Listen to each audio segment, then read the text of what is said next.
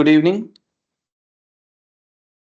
So we continue within module 1, where we look at first and second order ODEs that are exactly solvable. Last lecture, we looked at first order ODEs, especially the Bernoulli equation. Today, we are going to go into second order ODEs, which are covered in chapter 2. And these sections are the ones I'm going to be discussing, okay, 2.1, 2, and 7. So any second order ODE of this form, a second order ODE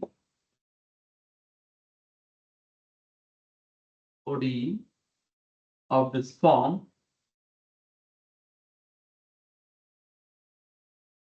is considered linear. I mean, I wrote it in this way: P of x times y dash and Q of x times y. It is considered linear if y double dash, y dash, and y appear only in the first powers. So you don't have anything like y dash multiplied or y dash squared or y squared. Those will be those will be nonlinear equations.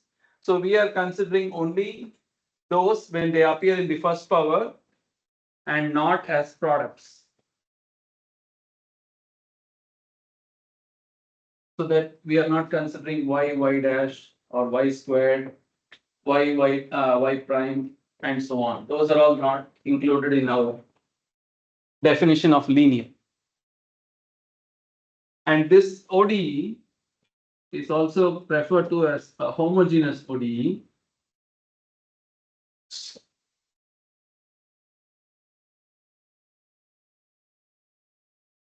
If R of x equal to 0. So this equation, y double prime plus P of x times y prime plus Q of x times y equal to 0. And in case you are wondering, prime stands for d over dx.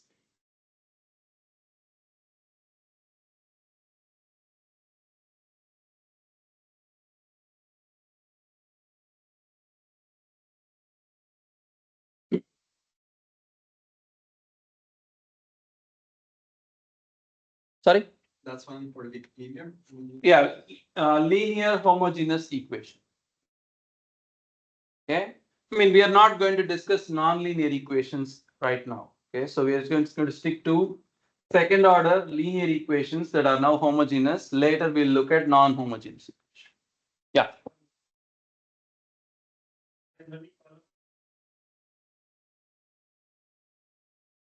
Right.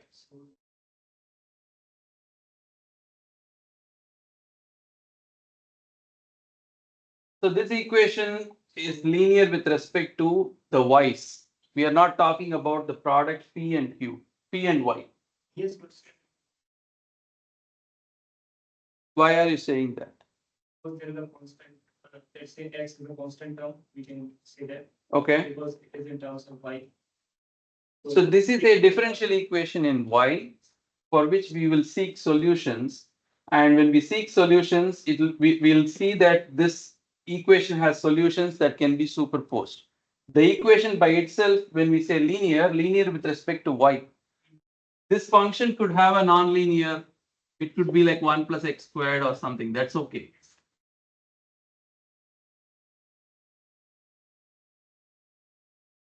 This equation is the general form. This is the homogeneous form. Your statement doesn't have a question. You are just saying a statement and asking me to accept it.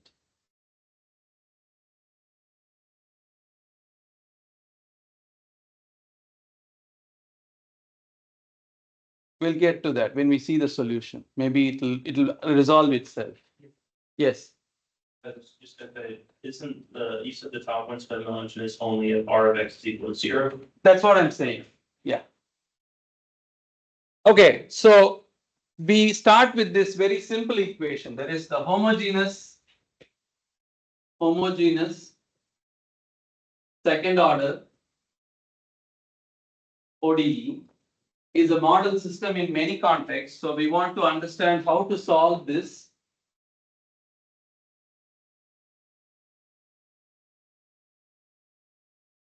how to solve this equation. Okay, that's where we want to start.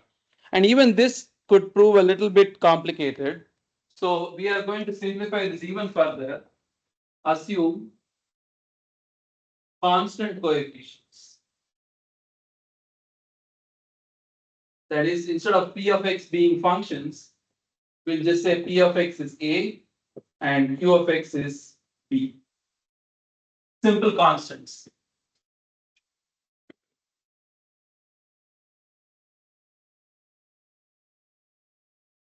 Okay. So when we seek simple constants, or when we set up simple an equation of this form,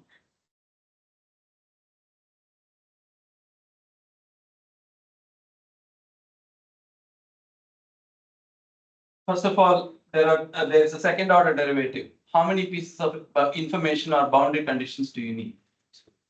Two. You need, if this is defined in a spatial sense, say x equal to a and x equal to b, you need to know what the value of the function is.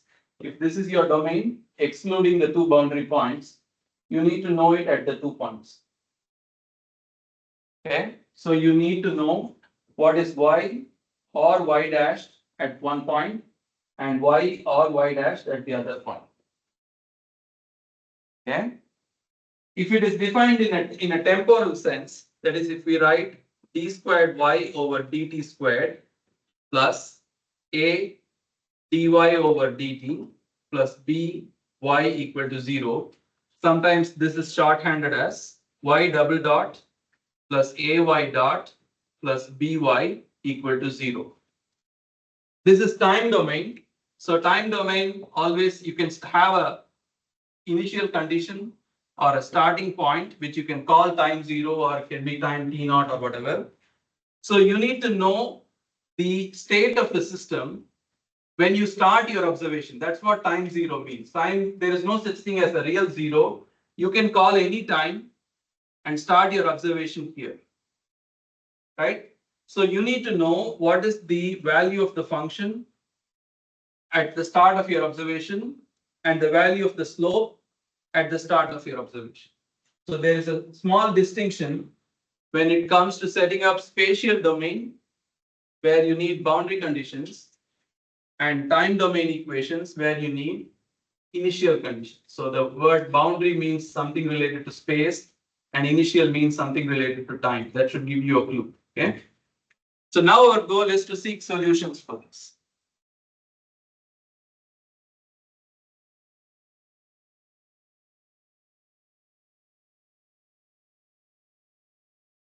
Okay.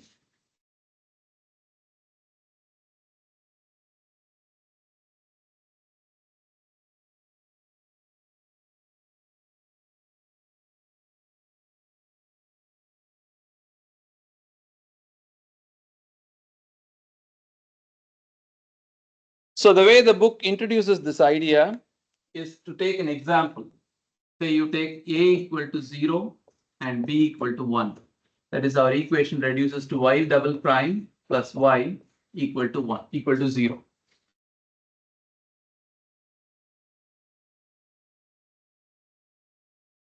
Okay. So what they are saying is, if you consider y1 equal to cos x, is y1 a solution to the ODE? You tell me. How will you check if something's a solution? Very simple. It has to satisfy the equation, right? So what is the second derivative of cos x? Minus sin x. And then this is minus cos x.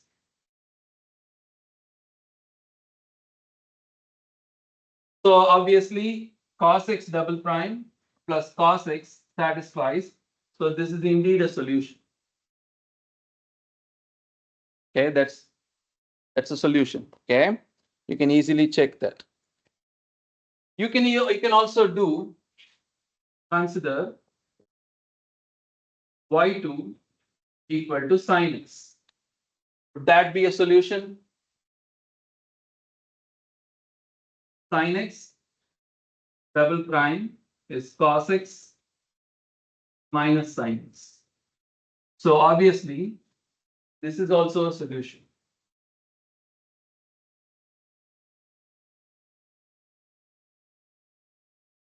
And you can also make the case, since y1 and y2 are solutions, a linear combination of n. So if I write y3 is c1 y1 plus c2 y2 is also a solution, where c1 and c2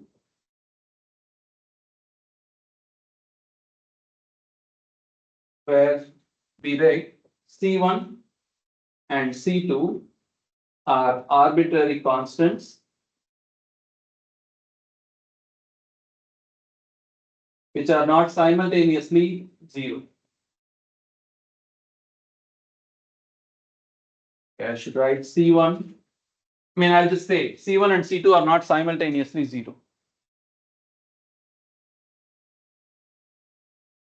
This is where we always take like our pragmatic turn and just take this idea and generalize it without worrying too much about mathematical proofs. This is what I referred to in the previous class. We want to solve problems. I told you you shouldn't accuse me of not knowing enough math. I never claimed to know math. Okay, I know techniques. I have a question. Yeah. So we have considered y1 equal to cos x. So how do we know what to consider? Sorry, come again. So how do we know what we have to consider? Like here we considered y1 is cos x. Yeah. So what if we considered y1 as element? Yes. So then you're asking why did we pick trigonometric functions and not some other function? That question will be answered shortly when we talk about how to come up with a rule-based way to select those functions. So when I'm saying any function y1 if it is a solution and y2 if it is a solution, then a linear combination of those is also a solution. What you need to know is how to select y1 and y2, how to identify those solutions from which you can construct infinite number of solutions. Second point, I thought the question you were asking is how will you actually evaluate C1 and C2? Any response to that?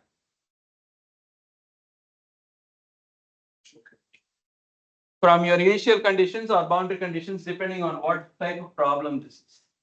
The same function, depending on, see, this prime is just a symbol. You can, for you, it might mean spatial derivative. For me, it might mean temporal derivative. So using the boundary or initial conditions, we evaluate C1 and C2. The third observation here is, if you know y1 and y2 are solutions, C1 and C2 are arbitrary, then they satisfy this equation without paying attention to what system you are modeling. It's just purely mathematical. If you got two candidate solutions, you can construct a solution. But what makes it specific to your system for your situation are the boundary and initial conditions. So no solution procedure to an engineering problem is complete or the information isn't complete if you don't know what your boundary conditions or initial conditions are. That's where the engineering comes in. Okay. All right. So we make this very simple kind of leap saying that if we know two solutions to a second order differential equation, a linear combination of them is also a solution. What do we mean by linear combination? So I'm going to write if y1 and y2 are known to be solutions to the second order ODE, then y of x equal to c1 y1 plus c2 y2 is also a solution, and this is what is referred to commonly as principle of linear superposition.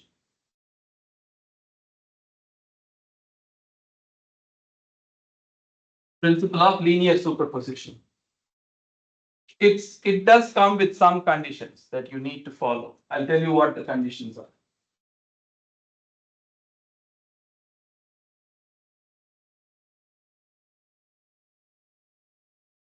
Y1 and Y2 need to be linearly independent. What is the meaning of that statement? You probably know already.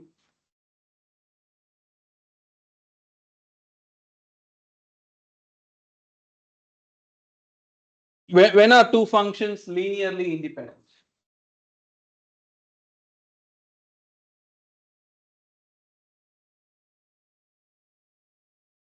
Suppose y1 equal to sin x and y2 equal to cos x. You know that in your gut that they are linearly independent. How do you formalize that? How do you make it a rule?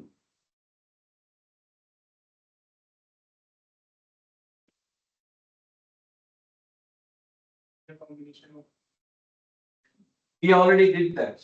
We wrote the statement saying if they are linearly independent, we'll do linear combinations. But how do you make sure two functions are linearly independent is my question. You can't again come back to this.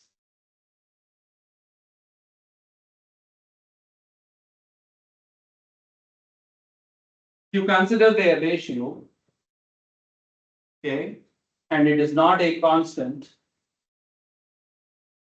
that makes them linearly independent. In other words, if you try to, if you can write, if y2 can be expressed as alpha times y1, where alpha is just a real number, then y1 and y2 are linearly dependent. They are linearly dependent. Anything that's not linearly dependent but automatically becomes independent. That is, if you can write, if you can plot two functions, say for example, if you have y1 equal to 4x and y2 equal to 8x plus 3,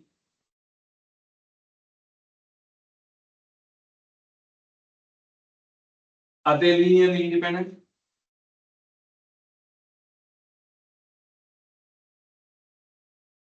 They're not linearly. They are not linearly independent because you could always do a scaling. You can define y2 star minus or y2 star equal to y2 minus 3, which is 8x. So your solution is just differing by a constant. So you can renormalize your variables to make that 8x and this is 4x. Their proportion is exactly 2, which makes them linearly dependent. In other words, you could write y2 star equal to 2 times y1. If you take, for example, y1 equal to sin x and y2 equal to cos x, there is no way you can write sin x as a constant times cos x. Or if you consider y1 equal to sin x and say y2 equal to e power x, there is no way that we can write e power x as some constant multiplied by sin x. The very simple idea that forms the basis of most linear physics or linear problems, linear ODEs. Okay. So we want to make sure that y1 and y2 are linearly independent. That is the main condition for you to apply linear superposition and derive a general solution. I'll go ahead and also write this down. C1, C2 are determined using boundary conditions for spatial problems and initial conditions for temporal problems, temporal domain equations.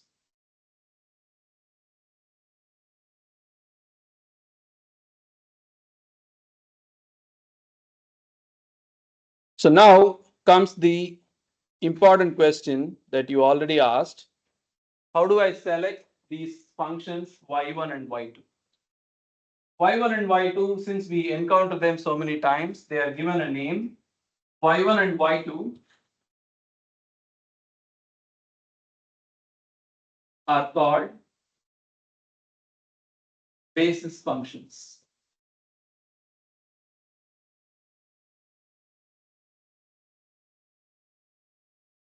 Y1 and y2 are called basis functions. So how do we select the basis functions is a key step.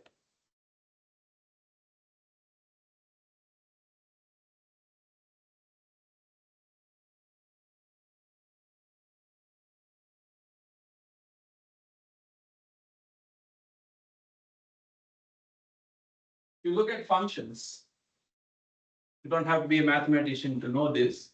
There are only a handful number of functions. Everything else is sort of derived from them. There is the exponent, the trigonometric function sine and cos, and then there's the logarithm. Anything that we know essentially is built upon these, and of course polynomials. Anything that we know is built using these small number of fundamental type of functions. So if you consider, say for example, y equal to e power lambda x. If lambda is a real number, you get an exponential function. If lambda is a complex number, you end up with trigonometric functions. If lambda itself is a logarithm, you get a polynomial. So almost all our bases are covered with a very general type of solution, which we just hypothesize. Most of the solution steps in this course will start with, let's just assume this is a solution. And if this is a solution, let's compute the consequences. Right? It's like saying, if this is a solution, some things must be true. And at some point, we'll do a sanity check to see if that is really true in order to verify our initial hypothesis.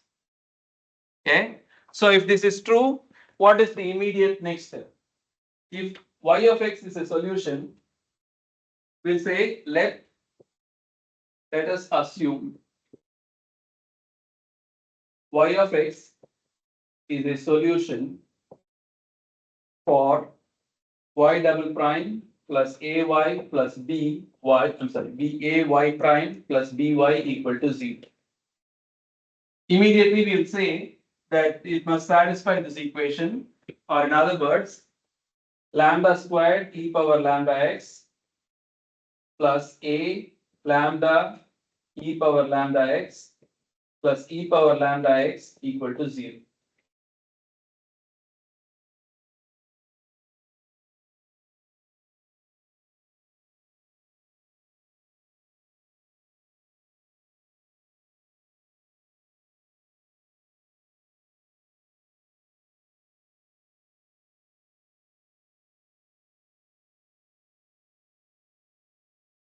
So you can easily write this as e power lambda x times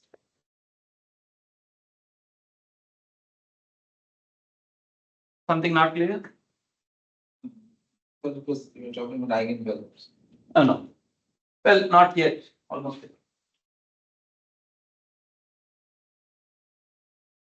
Okay, so when we write a solution, e power lambda x, what we would generally think is that lambda is in some very specific value, which leads to this function itself being 0. That is saying we are rejecting y equal to 0 as a solution. That's called the trivial solution. If you say lambda is generally between infinity and minus infinity, but not exactly equal to minus infinity, this term is not 0. That's a fair assumption to make. This term is not 0, but the product of this term and another polynomial is 0. The implication is that the polynomial must be equal to 0.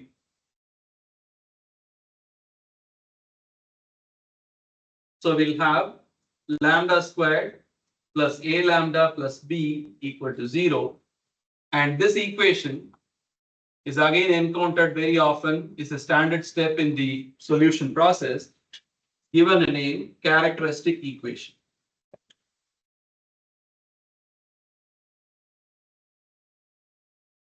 Obviously, it's a quadratic. which means it will have two roots.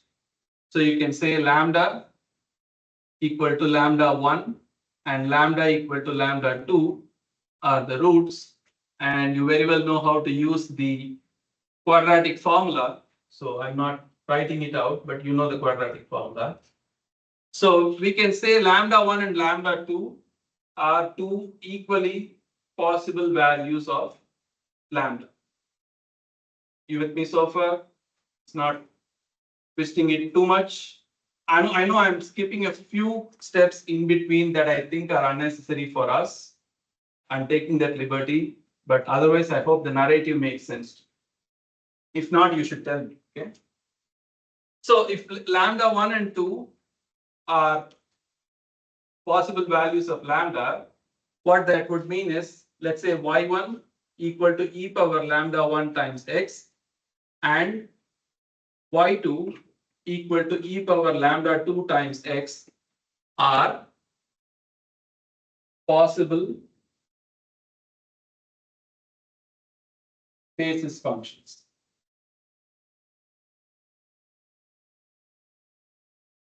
For any two values of lambda 1, lambda 2, would you look at this and think, are they linearly dependent or independent?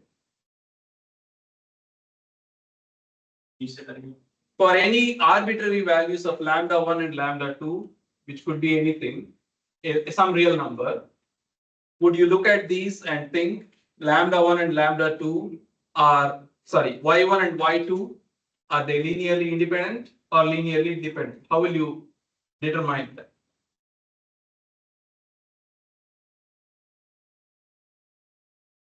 You always take the ratio.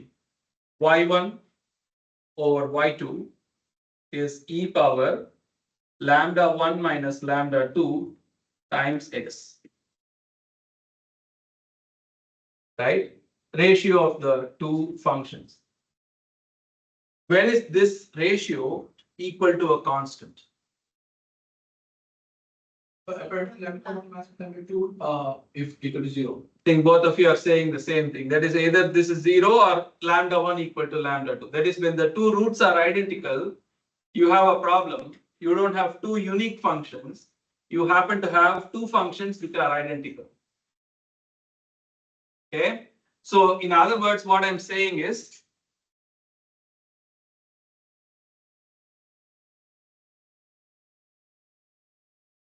if lambda 1 not equal to lambda 2, that is the characteristic equation has two unique roots. E power lambda 1x and e power lambda 2x are acceptable basis functions. What is the requirement or eligibility criterion for being a basis function? Right here. They need to be linearly independent. Not linearly independent can be a basis function. Okay. This is a very important step. When you solve your characteristic equation and you have two unique roots, it's a much simpler issue than if you have lambda 1 equal to lambda 2, or the characteristic equation has two repeating roots.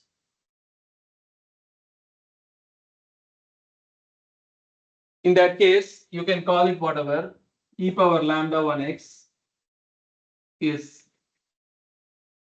can be a basis function. But for a second order ODE, you need two basis functions. How do you come up with the second basis function?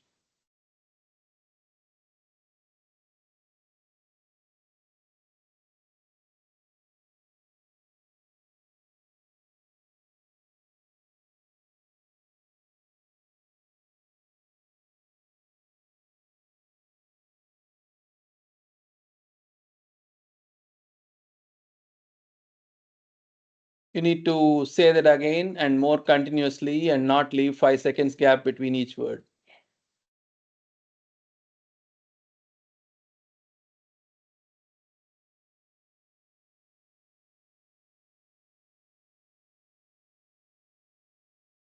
Sure, that is That's true, but how do you do that? The question is the how, not the what.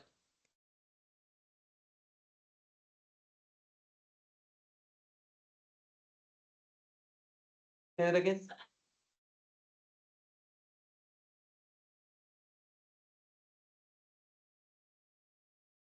You want to say sin x multiplied by the first solution? Yeah. Okay. Is there any other response? If we try, we saw on the, product, thing, like y3 equal to cy1, plus c2y2 in, that matrix. You are just saying the obvious. Of course, this is the form of the solution. Substituting this will not tell you what is y2. Unless you know y2, this is useless. Yeah. Y1, there's lambda 1 and lambda 2 are equal to the same thing, and then you have them in the, wait, in the ratio over there. Wouldn't you just get, they're equal to 1? Yeah, which means they're whatever you think as two functions is really one function. So you can't use both of them, you can only use one. Oh, okay. That's why you need to know what is the other function. So what you are saying is multiply this by sin x or say x or x squared or whatever you like, just so it doesn't end up becoming another exponent. If you take a function, say y1 equal to e power lambda 1x and y2 equal to x e power lambda 1x, what is their ratio? Y1 over y2 is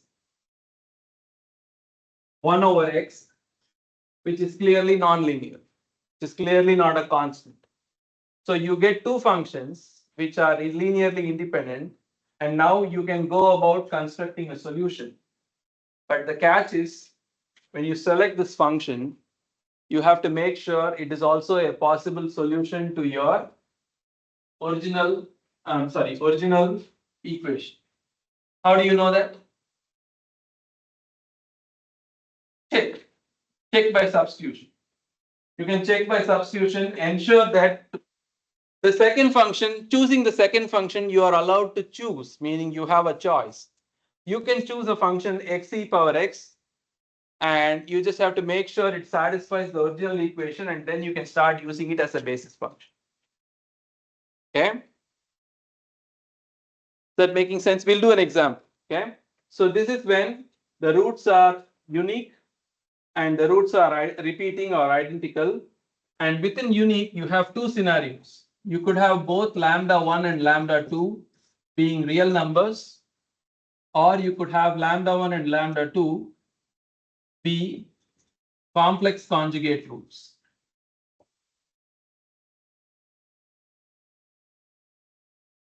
Complex conjugate roots. That isn't a big deal. When you do the math, it just plays itself out. If you have two real numbers,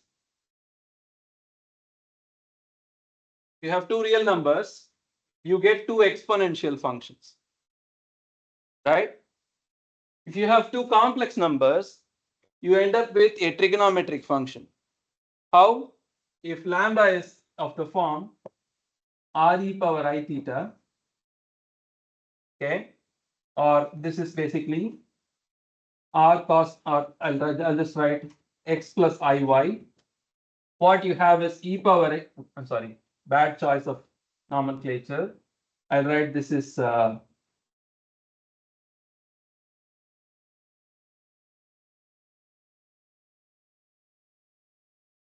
okay, I'll write this is beta plus I gamma.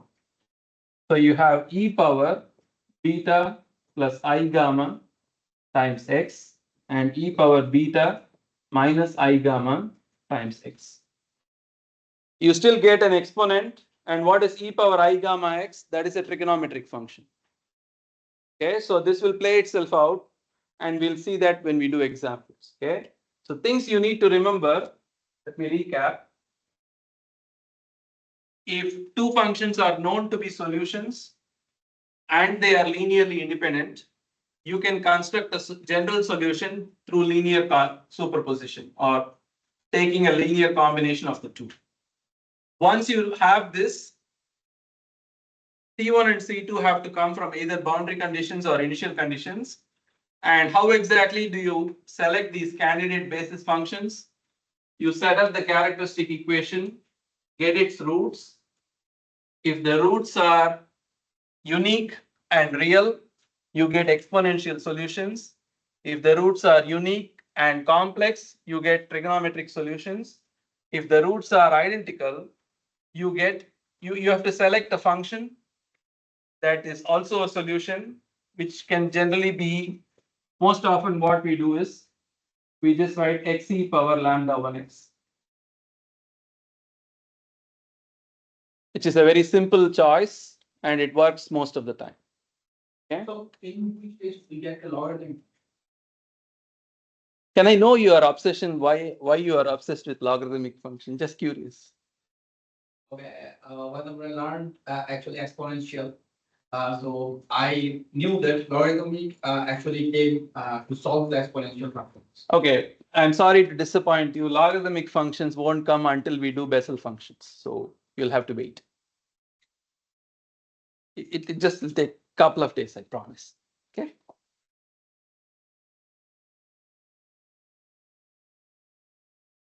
All right, let's do some examples.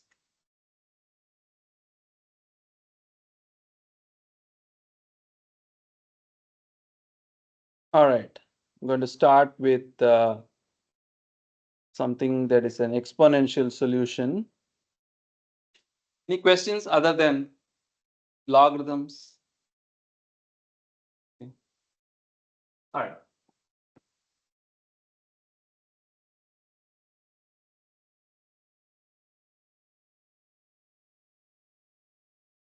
So if we take an equation which is y double prime plus y prime minus 2y equal to 0, that is a equal to 1, b equal to minus 2, you want to get the characteristic equation set up, which is lambda squared plus lambda minus 2 equal to 0.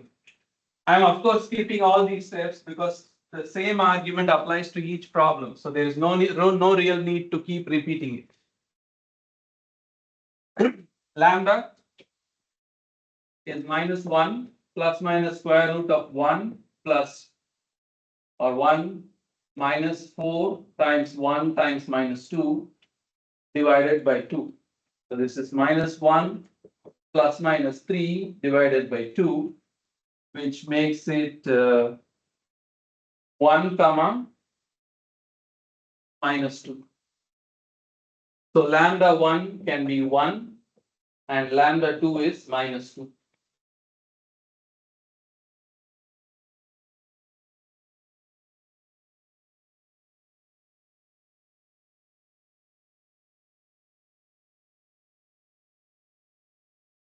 I mean, most of you did your bachelor's in, I mean, not in this university. So maybe some of this you have seen in your previous courses. So I mean, not all of this can be maybe new information.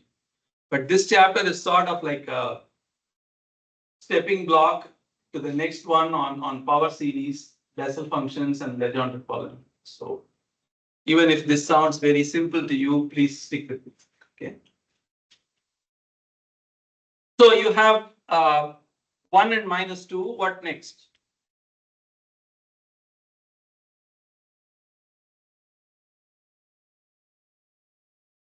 So what that implies is e power x and e power minus 2x are candidate basis functions, or I would say are the basis function. So we can write a general solution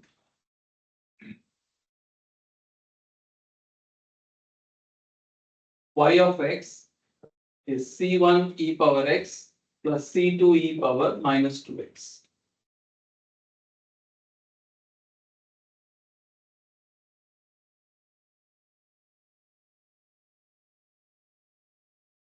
Now, if you can do this, strongly advise not getting too confident or cocky, because this is still a very simplified ODE with constant coefficient.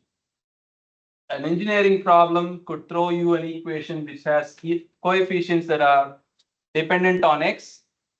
This is sort of like learning the first thing towards going there. Okay, so most of the time this may not be the thing you end up using, but it's a very useful illustration point. That's why we are learning. What is the next step? You have the general solution. You need to invoke the boundary conditions to evaluate what are C1 and C2. And for you in the problem,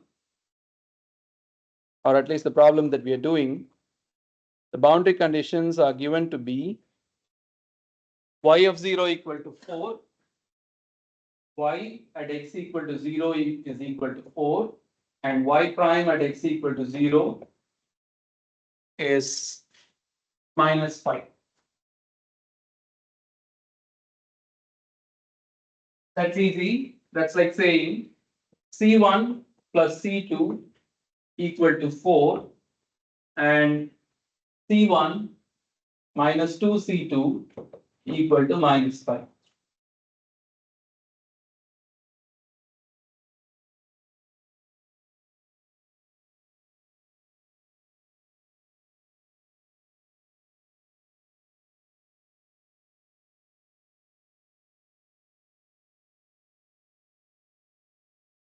Okay.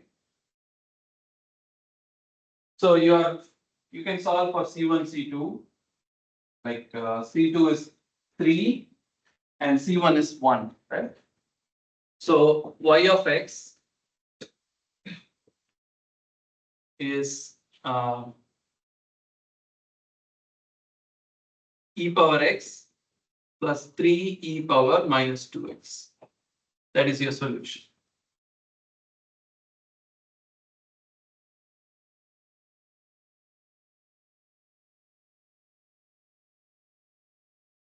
In fact, the book, I would say, incorrectly uses x to give you an impression that this is a spatial problem, whereas this is actually a time domain problem.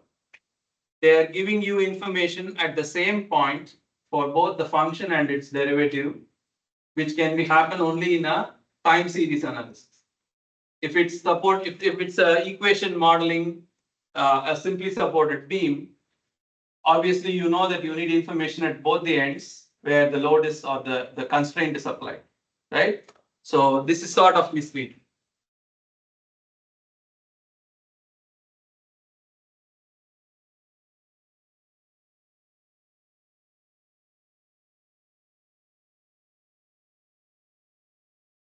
Let's do a case where we have a double root, like for example, y double prime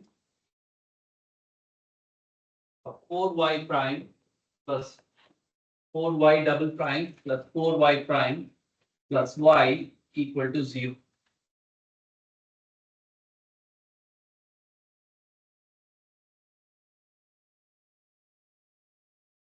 The characteristic equation would be 4 lambda squared plus 4 lambda plus 1 equal to 0, or 2 lambda plus 1 whole squared equal to 0. Lambda is minus half minus half.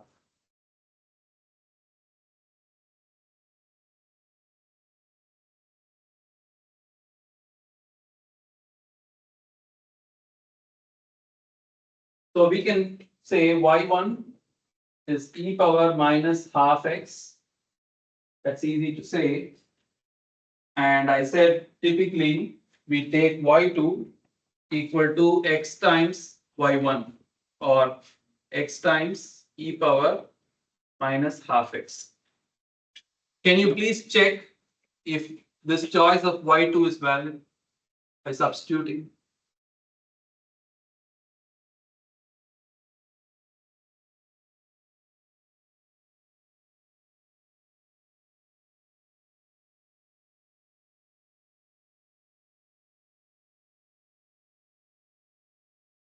So I'll have y2 prime is x e power minus half x times minus half plus e power minus half x. So this is, yeah, just leave it like this. Y2 prime double prime would be x e power minus half x times minus half squared plus e power minus half x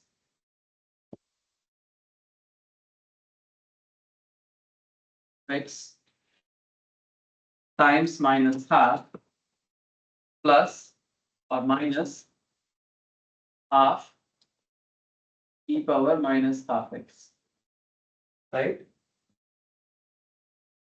So this is 1 by 4 x e power minus 0.5 x minus e power minus 0.5 x. Since minus 1 by 2 x e power minus 0.5 x plus e power minus 0.5 x. Am I doing this correctly? We'll know soon. So 4 y2 prime is x e power minus 0.5 x minus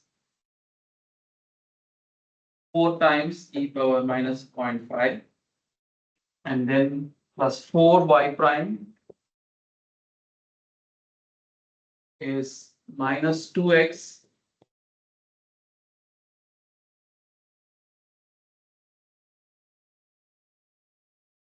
and then I have y2 which is x e power minus 0.5 x.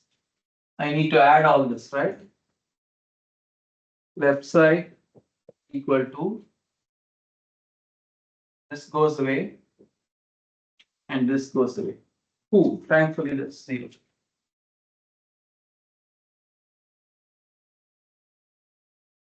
We always have to check. I would check because on what basis we said x times y1, why not x squared times y1? Why not x to the 5th times y1? You can choose them because ultimately the solution that you get here when you write y of x equal to c1 y1 plus c2 y2, if your y2 has a different functional form, that will be accommodated by c2. C2 will adjust accordingly. You can try x squared and see if that satisfies. I would check that all the time. Okay? Yeah, tell me. I think you won't need that because if you go x squared, the second derivative would still have some portions of x, and thus it wouldn't be equal to 0. You see what I mean? Any other form of x to the power of n would not satisfy this. So then why does x satisfy? Only x can. Why? Because if you take the derivatives, it goes away. Does it have something to do with it being a second order equation? That is, if you say x times this, by doing by differentiating twice, you are ensuring that this function doesn't leave any residue. So this factoid might be useful when we do third order, fourth order, higher order equations. Okay, so we'll check that when we get there. Okay. All right. So you have the solution that you can construct is equal to C1 e power minus 0.5 x plus C2 x e power minus 0.5 x. The remaining step is what? To evaluate C1 and C2 using boundary condition, which I will just skip. Okay.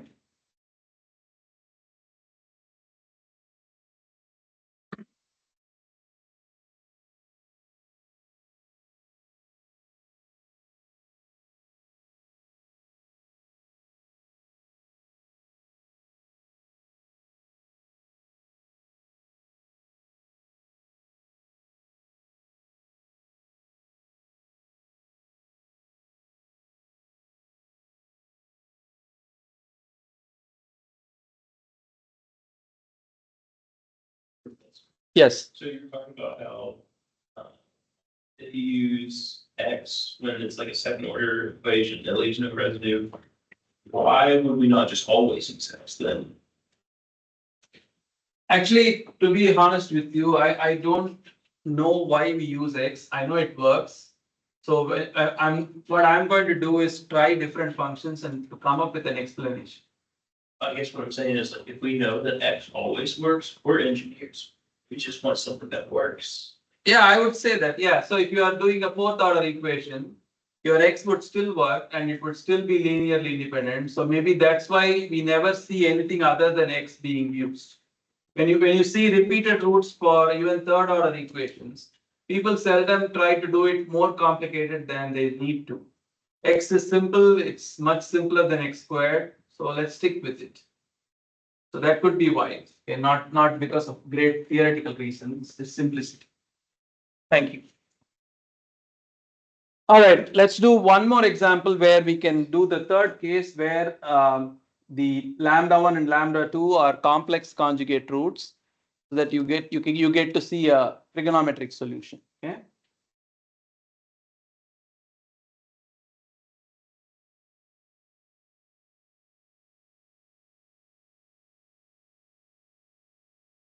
All right. So the problem that we have here.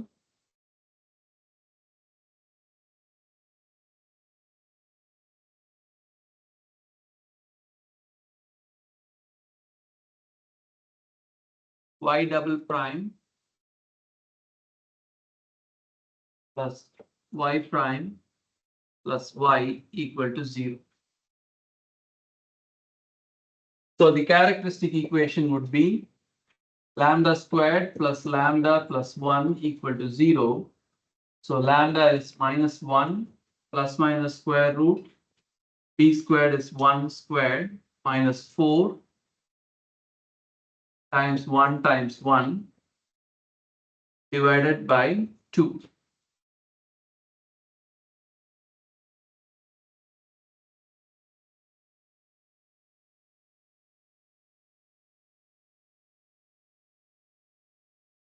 So this is minus 1 plus minus.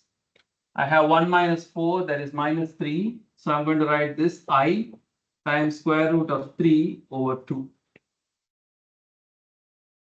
So this is lambda 1 comma 2. Complex conjugate roots. Okay.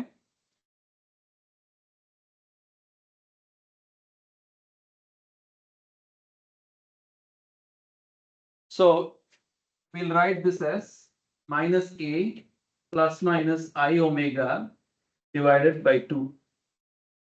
I mean, any complex conjugate root can be written of the form where a is 1 and omega is square root of 3. That's the implication. Okay.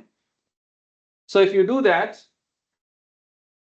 e power lambda 1 x is e power minus a over 2 plus I omega over 2.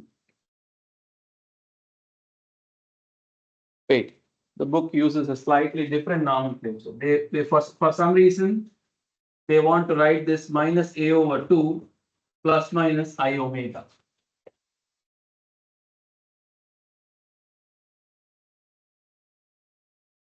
Times x,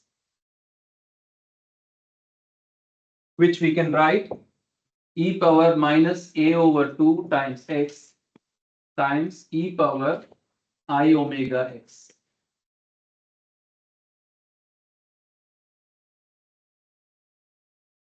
Which you can write cos omega x plus I sine omega x.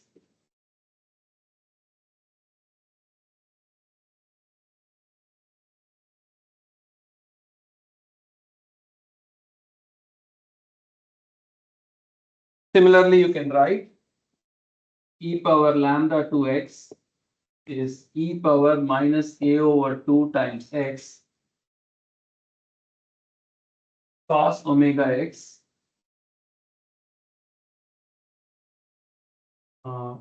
yeah minus I omega x That is cos omega x minus I sine.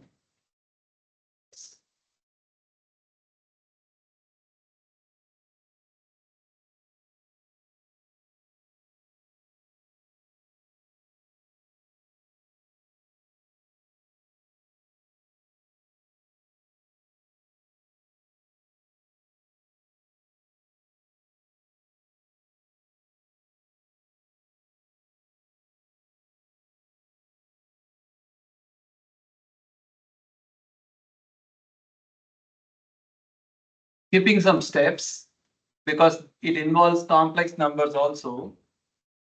Okay. What we can say is y of x equal to e power minus a over 2 times x, a cos omega x plus b sin omega x is a general real valued solution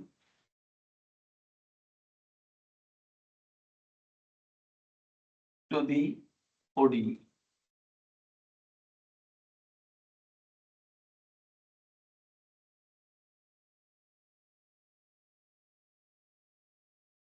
Since we did skip some steps, at least the way I remember this, I remember this step because if I know my root as a real part, it forms the exponent, and the complex conjugate part forms the argument of the sinusoidal function. If x is a spatial variable, this is usually like a wave number. If x is a time variable, this is usually a frequency. Okay. And we will distinguish between wave numbers and frequencies when we do Fourier analysis, which is one of the topics in our course. So if you come back here, our A is 1 and omega is square root of 3 over 2, which will allow you to construct sinusoidal solutions. If A is a real number, you have e power minus half x multiplied by a cos square root of 3 over 2x plus b sine square root of 3 over 2x. It's not a big thing, but it's a, you see this exponent, and if it's a negative exponent, this is typically a decaying solution. This solution is eventually going to become zero as x increases in magnitude. Or if, again, this problem is better stated as a time domain problem. I don't know why the book uses that as x as the variable. Okay. So if you just plotted this trigonometric function, it would have constant amplitude, amplitude, but this is the decaying exponent, which eventually goes to zero.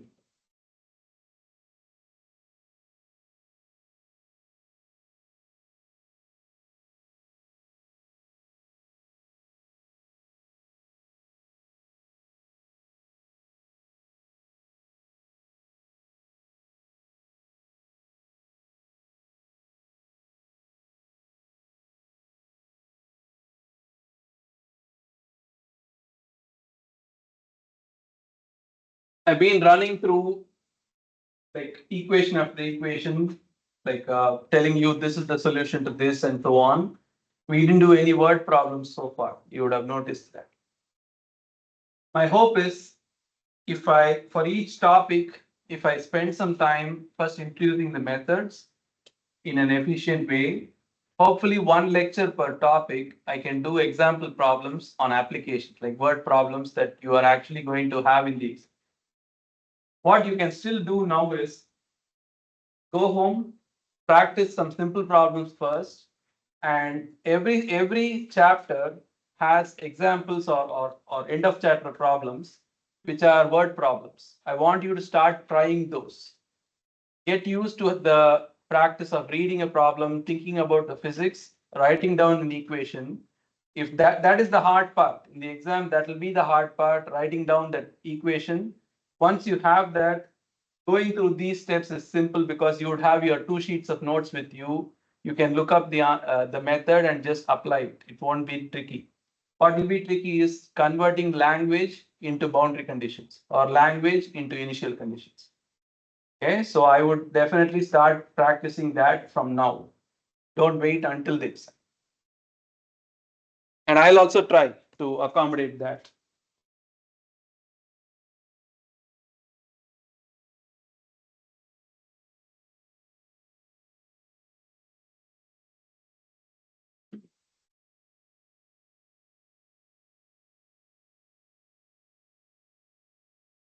Okay, so far, what have we seen? Just a very quick recap. We started the class by talking about y double prime, p of x, y prime, plus q of x, y equal to r of x.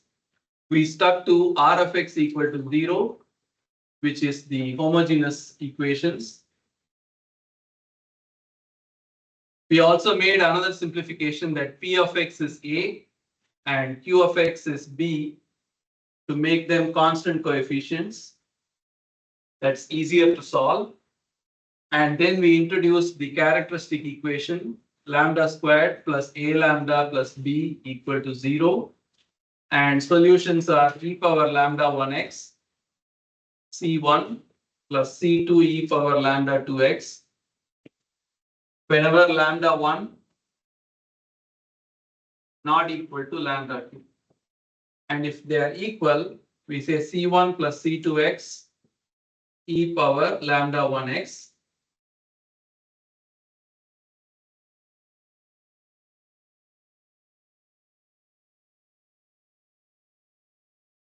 Okay. We are still sticking with this assumption. We are not yet ready to let go of that simplification until the next topic on series solutions. For now, we are just considering constant coefficients. But we still want to consider this non-homogeneous equations where r of x isn't really 0. We want to come back and think about what is y double prime, ay prime plus by equal to r of x. Okay. If you take this homogeneous part, okay, that already has a solution. This solution is called the general solution. It is true. The general solution applies for the homogeneous part.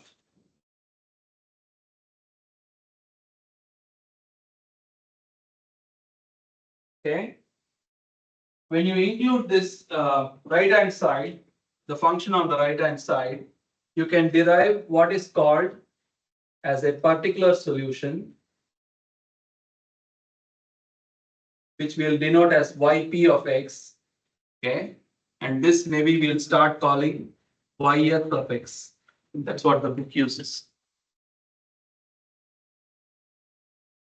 YH. I don't know YH, but let's just stick to the book's nomenclature. YH of x. The complete solution is the sum of the two. The complete solution to this non-homogeneous ODE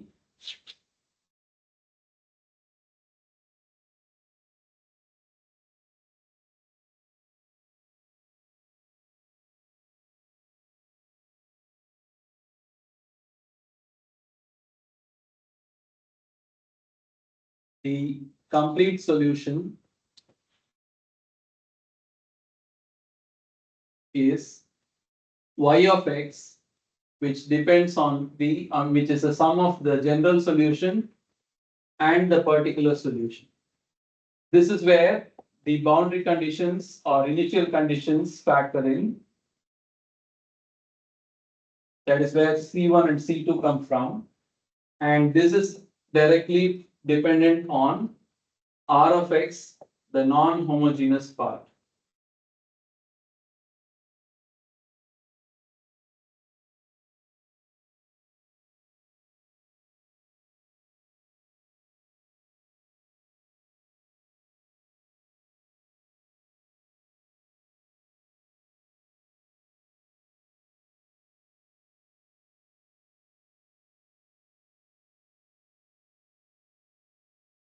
Is the summary making sense to you? I haven't said anything new except about the particular solution. Everything else is a summary of what we thought.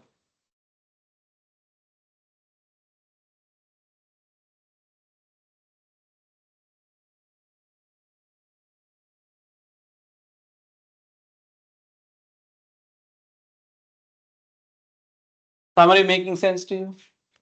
You know where we stand? Now we'll take one small step forward. Okay. We can figure out, first of all, we should understand that R of X, there is no constraint on it. It could be in general any function. It could be a polynomial, it could be exponent, it could be sinusoid. In general, it could be any function. So the particular solution is not like, it's not rule based in the sense it cannot be generalized because it depends on the type of function. Okay. It's not something like the characteristic equation which you can write in a rule based fashion. It is something that is going to change with the nature of the function. And that function can have any number of terms. It can have a polynomial of sixth order, could have 7 terms. It's going to be dependent on it. Okay. So how do you deal with that situation? How do you deal with a general function that appears on the right side? What would you do? Just thinking off the bat.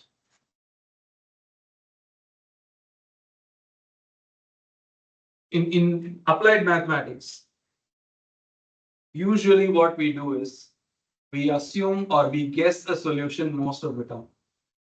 And that's why mathematics becomes a sort of on the line between science and art, because it also involves creativity in thinking about functions and how they behave. That you are a genius mathematician, you stare at it for some time and you come up with a solution. I can stare at it for all day and come up with nothing. Okay. So what they generally do is, if you have a R of X function, which looks like a polynomial, they hypothesize, let the particular solution take an exponential form, and then they work out the coefficients of that exponent. Or if it is a sinusoidal function, they take a combination of possible trigonometric functions and then hypothesize it is the solution with some undetermined coefficients, and then work out the coefficients back. Let me illustrate that for you.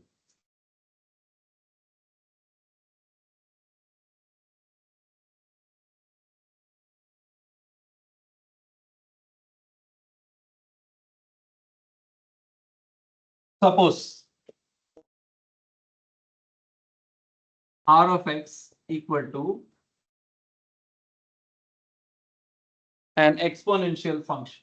We'll say this is k e power gamma x. That is what is appearing on the right side. So I'm saying it is a function of the form y double prime plus ay prime plus by equal to k e power gamma x. You know the general solution already. That's what we saw today. You can solve this part equal to 0. That is, you got that locked. Okay, let's not talk about that now. For the particular solution, let us assume yp of x equal to c e power gamma x. Let us assume this is a particular solution, which means this function should satisfy both sides. So you can compute the first derivative, the second derivative, and substitute them back here. If you do that, before you do that, tell me if you do that, what will you end up with? Remember, gamma is a known value. It's like a number. It's a provided known value. So don't treat that as a variable. K is a known value. C, on the other hand, is arbitrary. We just say, let it be of the form C times e power gamma x. Compute these derivatives, put them back in here. What will you end up with?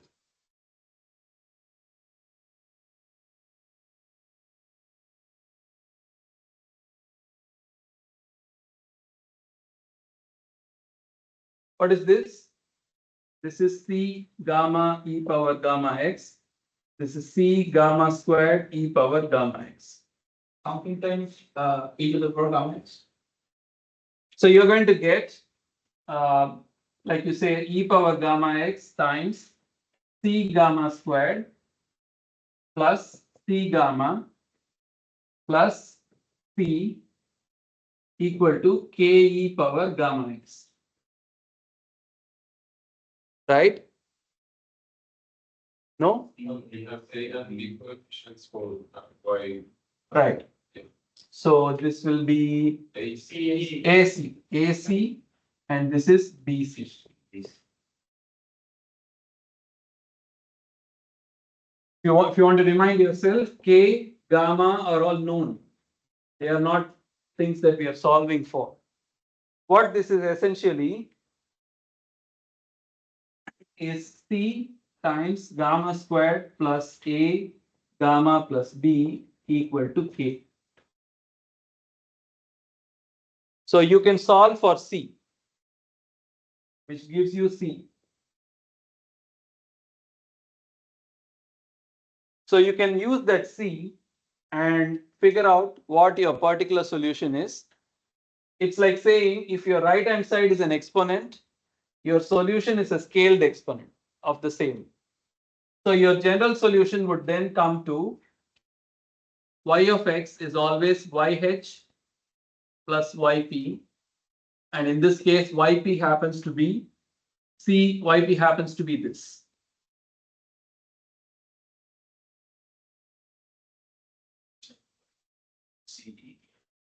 Yeah, but C is no longer unknown. You just figured out C.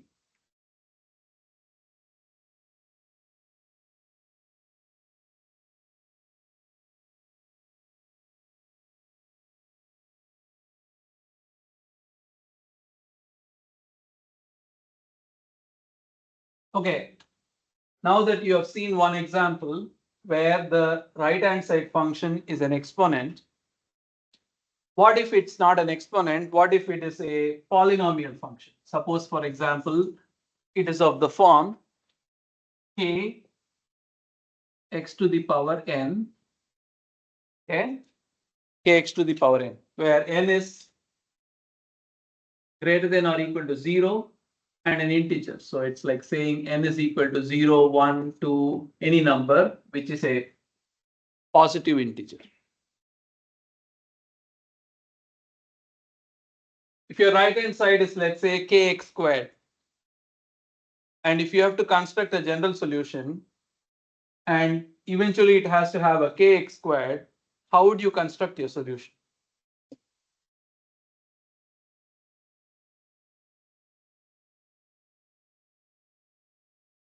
This left hand side is a second derivative operation, first derivative operation, and the function itself.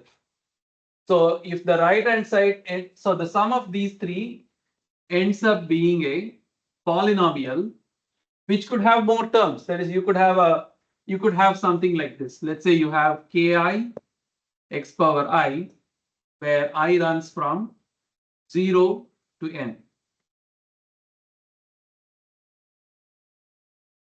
A generalized polynomial. What function will give you, after two differentiation operations, a nth order polynomial?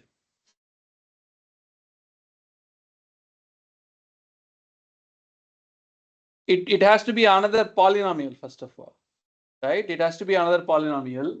So the point I'm trying to make here is, what is on your right hand side, the specific type of function, is your clue to select what should be your particular solution, the general form. Once you have that, it has some undetermined constants. You will have to do this operation. That is, whatever your choice is, you will have to do the differentiation twice, put it back here, and solve for the missing constants. This involves boundary conditions, true or false.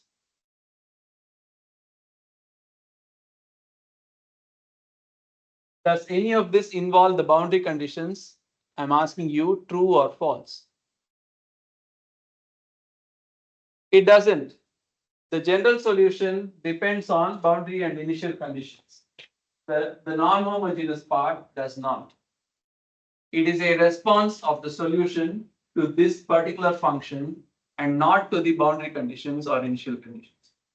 So you can look at this statement and also think the total response of your function is due to the boundary slash initial conditions and the kind of transients or specific impulses that you give to your system. Okay, so it is the sum of the two. And if this decays over time, you are left with the general solution, which is sometimes called steady state solution. You would have heard this in dynamics, I'm sure. When you give like an impulse, or in circuits, when you open a switch and after all the current is flown, you have what is called as the steady state response. So instead of going through the particular solution for each type of function, I refer you to table 2.1, where particular solution for common functions are given.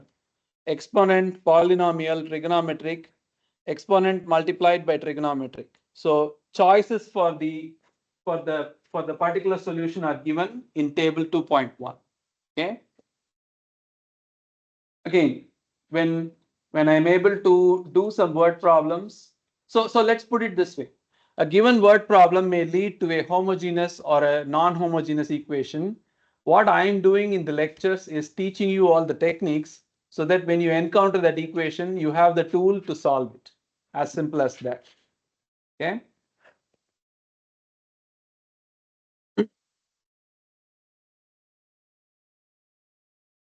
So if you look in chapter 2, if you see, I wrote that I will be covering section 2.1, 2.2, and 2.7. This is second order ODEs like linear superposition. This is homogeneous equations with constant coefficients. This is non-homogeneous equations. This is what we saw today, okay, non-homogeneous. If you look at section 2.8, 2.9, you get a lot of problems which are related to engineering in general. And that is what you want to practice. Read those problems, try to synthesize a governing differential equation from those problems, and then apply the techniques we learned. Okay, so you might as well assume that even though the concepts we discussed are in these sections, the problems, the kind of problems you can expect in your exam are going to be like 2.8 and 2.9. Those are not new ideas, it's just new applications. Okay.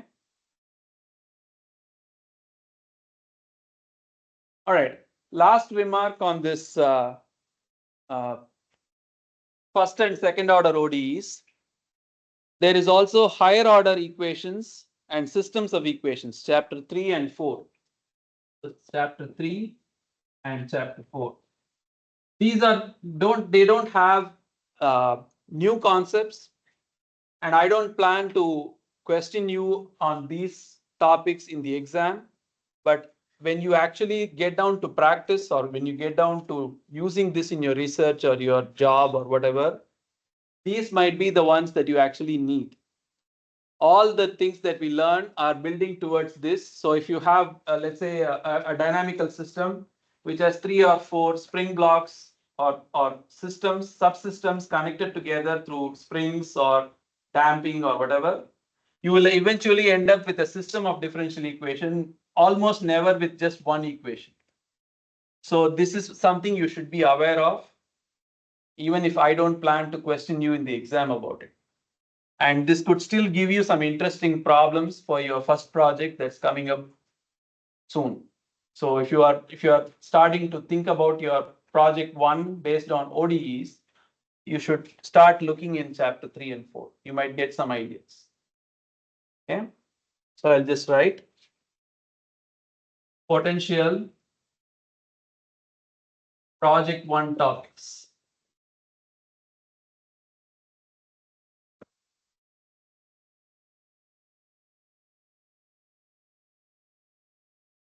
Okay.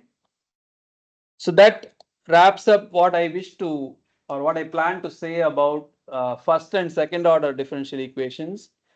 Next 5 lectures, I am hoping to go through chapter 5, which is power series method. It's a very laborious topic in this course, lots of infinite series and operations. So drink a lot of Gatorade, coffee, whatever you want, and come with your full alertness. I heard some yawning. I didn't take offense. I just assume you were tired. But if it's boring, you need to tell me so I can at least try something else. Okay. Thank you.